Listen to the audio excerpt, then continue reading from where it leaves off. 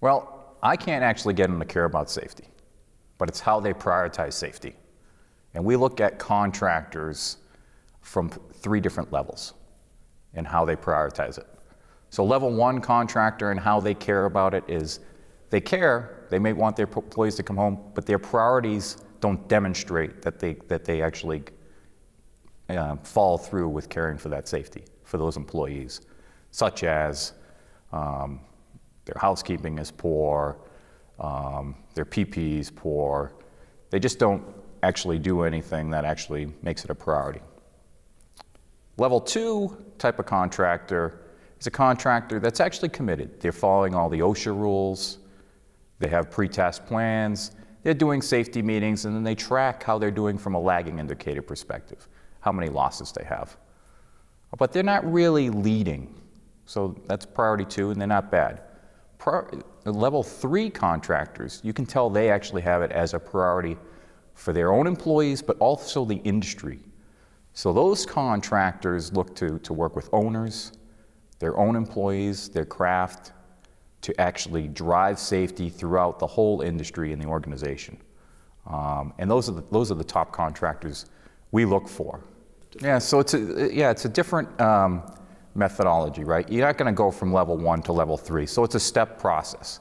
And obviously we need that senior leader to step up the priority of the safety for their employees, to actually care for them and demonstrate that. And I look at it as a 5-step process. We work with companies to conceive the fact of actually caring for the employees, then adopting, so you need that senior leader, that CEO, that president saying, yeah, we're taking it to the next level here. Then they got to adopt it down to the next level of the organization, their leadership level. Then they implement it throughout the organization.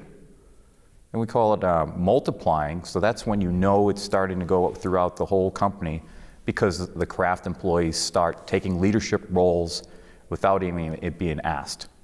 And then the 5th stage is sustaining, because you don't just stay there. What are you doing to keep it fresh? What are some of the ideas that companies can do to keep that fresh, you know, whether that's barbecues to get things going, whether it's new ideas, so it's always bringing out new ideas and keeping it fresh within the organization. And that's difficult to do. So some companies kind of can go back and forth between those levels. But so those are the 5 levels we look at. Unfortunately, to get that senior leader to really care to take it to the next level, it often happens after a major accident or even a fatality, where that president says, I'm never going to let that happen again. What can we do? I really care, but I realize that it might not have made it the priority that I talked about for those employees. The greatest success that I have is when we can tell the stories and get companies to take that next level through other people's mishaps, so they don't have to have that tragedy to improve their program and actually care for their employees and demonstrate that by prioritizing it.